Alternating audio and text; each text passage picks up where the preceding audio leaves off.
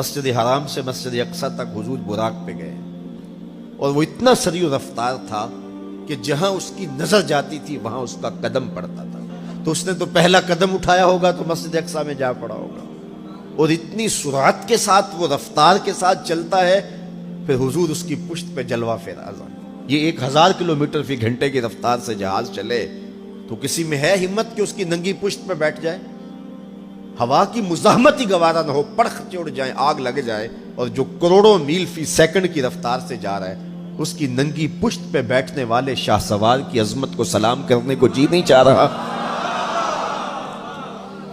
اچھا پھر اتنی سرعت کے ساتھ جائیں تو راستے میں کوئی دکھائی بھی دے تو سجھائی نہیں دیتا، اچھی طرح پہچان نہیں پاتا بندہ. یار تم گزرے تھے، کہا میں تیزی میں تھا.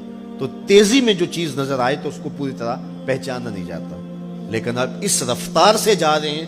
لیکن معرفت کا عالم کیا ہے کہ میں حضرت موسیٰ کی قبر کے قریب سے گزرا، میں نے دیکھا وہ قبر میں کھڑے ہو کے نماز پڑھ رہے. اور حضور ابھی وہاں پہنچتے ہیں مسجد اقصی میں تو حضرت موسیٰ علیہ السلام پہلے وہاں موجود تھے. یا تو یہ ماننا پڑے گا کہ یہاں بھی موجود تھے وہاں بھی موجود تھے، اور یا پھر یہ ماننا پڑے گا کہ وہ پہلے چلے گئے. اور اگر پہلے چلے گئے تو پھر کیا وہ میرے حضور سے پہلے چلے گئے؟ تو جواب آیا کہ نہیں، حضور علیہ السلام تو اپنی رفتار سے جا ہی نہیں رہے تھے. حضور تو جا رہے تھے براق کی رفتار سے، اور حضرت موسیٰ گئے ہیں نبوت کی رفتار سے. براق بہت سری ہوگا لیکن نبوت سے سری نہیں ہو سکتا، اس لیے حضرت موسیٰ پہلے پہنچ گئے. یہ ایک مرحلہ مکمل ہوا.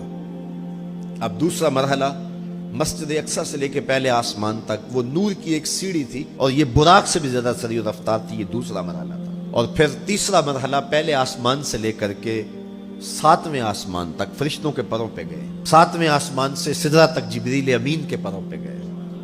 یہ چوتھا مرحلہ تھا اور ہر مرحلہ پہلے مرحلے سے سری تھا. اور پھر سدرہ پہ جا کے جبریل نے بھی کہا کہ آگے میں نہیں جا سکتا. لو دنوت خطوۃ لاحترقت، اگر میں آگے بڑھوں تو جل کے راکھ ہوتا ہوں. تو حضور علیہ السلام کے لیے ایک سبز نوری تخت لایا گیا جسے رف رف کہتے تھے. اس پہ حضور تشریف فرما ہوئے.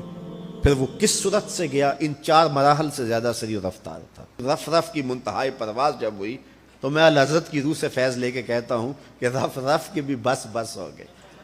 اب یہ 5 مراحل اپنی انتہا کو پہنچے. اب یہ حضور کی ذاتی رفتار نہیں تھی، ذاتی رفتار اب شروع ہونے لگی ہے. اللہ اکبر. پھر آواز آئی ادنو منی یا احمد، پیارے رک کیوں گئے ہو، آگے آؤ. اللہ اکبر. اور حضور پھر اعلی حضرت فرماتے ہیں کہ ڈرتے جھجکتے آگے بڑھے. کیوں؟ جلال و ہیبت کا سامنا تھا، جمال و رحمت ابھارتے تھے. عبد تھے نا، معبود کے حضور حاضر ہو رہے تھے تو جلال و ہیبت کا سامنا تھا، جمال و رحمت ابھارتے تھے. آواز آئی محبوب آگے بڑھیے. حضور نے ایک قدم اٹھایا. اب پھر فاصلہ کتنا طے ہوا ایک قدم میں؟ مسجد حرام سے لے کے مسجد اقصی تک براق نے جتنا فاصلہ طے کیا، مسجد اقصی سے لے کر پہلے آسمان تک نور کی سیڑھی نے جتنا فاصلہ طے کیا، اور پہلے آسمان سے 7ویں آسمان تک اور پھر وہاں سے سدرہ تک جبریل اور فرشتوں نے جو فاصلے طے کیے، پھر اس کے بعد رف رف جہاں تک گیا. ٹوٹل ان 5 مراحل میں جتنے فاصلے طے ہوئے، حضور کے ایک قدم اٹھنے سے اتنے فاصلے طے ہو گئے. اب یہ رفتار تھی میرے حضور کی. پھر ہر قدم میں اتنا فاصلہ طے ہوتا جتنا پیچھے ٹوٹل قدموں سمیت فاصلہ طے ہو چکا ہوتا. اب کوئی حساب کر کے تو دکھائے. اللہ اکبر. اور پھر آواز آتی گئی بڑھ اے محمد، کریم ہو احمد، قریب آ سرور ممجد. نثار جاؤں وہ کیا ندا تھی، وہ کیا سما تھا، وہ کیا مزے تھے. 70,000 مرتبہ آواز آئی اور حضور کے قدم اٹھتے گئے. پھر کہاں تک پہنچے؟ کوئی حد ہے ان کے عروج کی، بالا غل اولابے. اور اس کو میرے رب نے سفر نہیں کہا یہ ابھی میرے نبی کی سیر ہے. کیا سمجھو گے میرے رسول کو؟ اس کی سیر اتنی سری ہے کہ تمہاری عقلیں تھک گئی ہیں، اور اگر وہ سفر کرنے پہ آئے تو پھر عالم کیا ہوگا. سی راز میراج محبتاں دا نہیں سی کسے دی سمجھ وچ آن والا. سدیا طالب تے گیا مطلوب ہوتے. جبرائیل سی صد لے جان والا. بازے آخ دے بن دروازیاں تو کیویں پہنچیا عرش تے جان والا. ابر عقل نو ایتھے دخل کیے جانے جان والا یا لے جان والا. یہ میرے رب کا دعویٰ ہے. اپنے محبوب کو سیر میں نے کروائی. اچھا سیر کروائی کیوں؟ تو کہا کہ میں اپنے عجائب قدرت کی نشانیاں اپنے عبد خاص کو، عبد منیب کو، عبد مختار کو، عبد مکرم کو دکھانا چاہتا ہوں. اور پھر اللہ جل شانہ نے اپنے محبوب کو اتنی نشانیاں دکھائیں جن کا تعلق دیکھنے سے بھی تھا، جن کا تعلق وجدان سے بھی تھا، محسوسات سے بھی تھا، سننے سے بھی تھا. کبھی حضور علیہ الصلوۃ والسلام جنت کی خوشبو سونگھتے ہیں، نظاروں کی وادی دیکھتے ہیں، اور کبھی دوزخ کے اندر عذابوں میں مبتلا لوگوں کو دیکھتے ہیں. اور پھر اپنی امت کو بیان بھی فرمایا تاکہ وہ ان اعمال بد سے بچ جائیں جو جہنم میں لے جانے کا سبب اور ذریعہ ہے. آج کی شب خاص میں میں اور آپ اپنی زندگیوں پہ غور کریں اور حضور علیہ السلام نے وہ جو ہمیں خبریں دی ہیں ان کو دیکھیں، اور کوئی ایسی کوتاہی کہیں ہمارے اعمال میں تو نہیں ہے، اگر ہے تو اس کو اپنے سے دور کر کے ایک نئی زندگی کا آج سے آغاز کریں. حضور علیہ السلام نے فرمایا کہ میں نے کچھ لوگوں کو دیکھا کہ پتھروں سے ان کے سر کچلے جا رہے ہیں، اور پتھروں سے کچلنے کی وجہ سے ان لوگوں کے سر کیمے کی طرح ہو جاتے، کوٹ دیے جاتے ہیں پتھروں سے، لیکن تھوڑی دیر کے بعد پھر صحیح ہو جاتے ہیں، لیکن پھر دوبارہ ان کے سر کچلے جاتے. تو میں نے پوچھا جبریل یہ کون لوگ ہیں؟ تو کہا کہ یہ وہ لوگ ہیں کہ جن کے سر نماز کی وجہ سے بوجھل رہتے تھے، نماز جن کو بڑی بھاری لگتی تھی، اذان کی آواز سنتے اور پھر دوبارہ سرہانے پہ سر ڈال دیتے اور اٹھنے کی ہمت نہ پڑتی. حی علی الصلاۃ حی علی الفلاح کی دل فریب صدائیں کانوں میں پڑتی. تو ان کے سر نماز کی وجہ سے بوجھل ہوتے تھے، اور آج ان کے سر پتھروں سے کوٹے جا رہے ہیں. اس پورے اجتماع میں جو اس گراؤنڈ کے کناروں تک ہے اور باہر گلی میں بھی اس لاؤڈ سپیکر کے ذریعے سے بازار میں بھی سڑک پر بھی آوازیں پہنچ رہی ہوں گی، تو آپ سب اور میں غور کریں کہ ہماری زندگی میں کہیں نماز سے کوتاہی تو نہیں ہے. اور یہ بھی سن لیجئے کہ یہ معراج کا تحفہ خاص ہے جو حضور لے کر آئے ہیں. اسی لیے الصلاۃ معراج المومنین کہا گیا کہ نماز اہل ایمان کے لیے معراج ہے. حضور کا معراج تو یہ کہ دیدار الہی کیا اور وہاں تک پہنچے جہاں کسی کا تصور بھی نہیں پہنچ سکتا. لیکن اس امت کے لیے معراج یہ ہے کہ جب وہ پیشانی سجدے میں رکھ کے سبحان ربی الاعلیٰ کہتی ہے، اتنی رحمتیں برستی ہیں کہ اگر لوگوں کو پتہ چل جائے کہ ہم جب سجدے میں ہوتے ہیں تو کتنی رحمتیں برستی ہیں تو وہ سجدے سے ساری نہ اٹھائیں. اتنی رحمتوں کا نزول ہوتا ہے. اس لیے اس امت کا معراج یہ ہے کہ یہ 5 گانا نماز شعار زندگی بنا لے، کبھی بھی نماز قضا نہ ہونے دے، اپنی زندگی میں نمازوں کو اس طرح شامل کرے کہ نماز کا وقت آئے تو بے چینی ہو کہ نماز کی ادائیگی ہو، اور ایک نماز کے بعد دوسری نماز کا انتظار کرنے لگ جائیں. حضور نماز کو آنکھوں کی ٹھنڈک قرار دیں. بلال حبشی کو جب اذان کے لیے کہتے تو یہ فرماتے ارحنا یا بلال، بلال اٹھو اور ہمارے سینے کو راحت پہنچا دو. تو نماز سے حضور کے قلب کو، حضور کے سینے کو راحت پہنچتی تھی.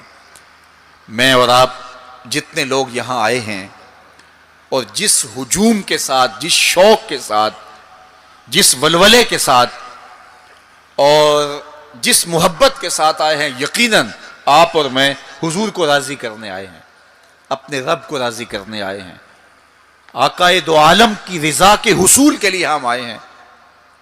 تو حضور کی رضا کے طالب بن کے آج کے اس اجتماع میں آنے والوں، اگر تم چاہتے ہو کہ حضور ہم سے راضی ہو جائیں، تو اگر بدقسمتی سے کوئی بے نمازی ہے تو آج عزم کر کے جائے کہ آج کے بعد نماز نہیں چھوڑوں گا، اللہ کے رسول راضی ہو جائیں گے انشاءاللہ.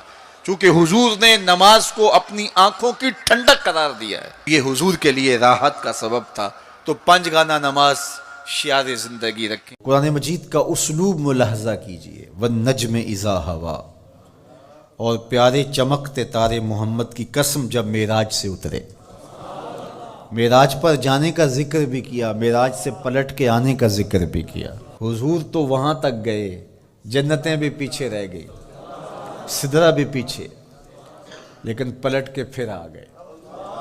وہ ہر عالم کی رحمت تھے، جہاں چاہتے وہ رہ لیتے، مگر ان کی مہربانی کے یہ عالم پسند آیا، پھر پلٹ کے اس امت کے لیے واپس آئے میرے حضور صلی اللہ علیہ وسلم۔ ما ضل صاحبکم وما غوا، تمہارے صاحب، تمہارے آقا و مولا، تمہارے سید و سرور صلی اللہ علیہ وسلم نہ بہکے اور نہ بے راہ چلے۔ وما ینطق عن الہویٰ، اور وہ پیارے محبوب صلی اللہ علیہ وسلم اپنی خواہش سے بات ہی نہیں کرتے۔ جب بھی حضور جنبش لب فرماتے ہیں تو یہ رب کی طرف سے ہوتا ہے۔ وہ دہن جس کی ہر بات وحی خدا، وہ دہن جس کی ہر بات غنچائے علم و حکمت پہ لاکھوں سلام۔ علمہ شدید القوا، سکھایا ان کو سخت قوتوں والے طاقتور نے۔ ذو مرتن، جو سخت طاقتور تھا، فاستویٰ، پھر اس نے جلوے کا قصد فرمایا۔ وہو بالافق الاعلیٰ، اور وہ آسمان بری کے سب سے بلند کنارے پہ تھا۔ ثم دنا، پھر وہ جلوہ نیڑے ہو گیا، قریب ہو گیا۔ اللہ اکبر۔ فتدلی، پھر اور قریب ہو گیا۔ فکان قاب قوسین او ادنیٰ، تو اس جلوے اور اس محبوب میں 2 ہاتھ کا فاصلہ رہا، جس طرح 2 کمانیں آپس میں ملتی، تو اتنا فاصلہ رہ گیا۔ اب یہیں اگر قرآن بات کو ختم کر دیتا تو کوئی کہتا کہ سمجھ آ گئی اللہ اور اس کے رسول کی قربت کی، کتنی قربت ہے، لیکن اللہ نے کہا یہ تمہارے سمجھانے کے لیے کہا، او ادنا، قرب اس سے بھی زیادہ ہوا۔ تم تو اتنا ہی سمجھ سکتے ہو نا، کس طرح 2 کمانیں آپس میں جڑتی ہیں۔ اللہ اکبر۔ حضرت علامہ جلال الدین سیوطی علیہ رحمہ کہتے ہیں کہ اہل عرب کا طریقہ یہ تھا کہ جب 2 سردار موافقت کرتے تھے، جب ملاقات کرتے تھے اور ایک دوسرے کے حلیف بنتے تھے، آپس میں ان کے اتحاد کا، ان کی محبت کا اعلان یوں کیا جاتا تھا کہ وہ آگے بڑھتے اور اپنی اپنی کمان جوڑ کر کے اس سے ایک مشترکہ تیر پھینکتے۔ یہ اس بات کا اعلان تھا کہ آج کے بعد ہمارا اتحاد ہو گیا ہے، ہمارا دوست دشمن سانجا ہوگا، کمانیں ہماری 2 ہیں لیکن ان سے نکلنے والا تیر آج کے بعد ایک ہوگا۔ یہ اس بات کا اعلان ہے کہ ان کا دشمن ہمارا دشمن ہوگا، ہمارا دشمن ان کا دشمن ہوگا۔ خبردار کسی نے میلی آنکھ سے بھی دیکھا، مت سمجھنا کہ یہ قبیلہ اور ہے اور یہ قبیلہ اور ہے، اگرچہ الگ الگ قبیلے ہیں لیکن ہماری موافقت، ہماری موانست، ہماری محبت، ہماری وحدت، ہماری یگانگت، ہمارا پیار، ہماری سلو، ہم ایسے حلیف بن گئے ہیں، کمانیں 2 ہیں، نکلنے والا تیر ایک ہوگا۔ کہا اللہ اور اس کے رسول کی قربت کتنی ہوئی، اہل عرب تم اپنے رواج سے سمجھ لو، جس طرح تم کمانیں جوڑتے ہو ہم نے بھی کمانیں جوڑ لی ہیں، ہم نے بھی کمانیں جوڑ لی، الوہیت کی کمان اور رسالت کی کمان، الوہیت کی کمان اور عبدیت کی کمان۔ اللہ اکبر۔ یہ 2 الگ الگ کمانیں ایک نہیں ہوئی، یہ فاصلہ نہیں مٹا، عبد اور معبود کا فاصلہ ختم نہیں ہوا، کمانیں 2 ہیں، لیکن کہا سن لو ان سے نکلنے والا تیر اب ایک ہی ہوگا۔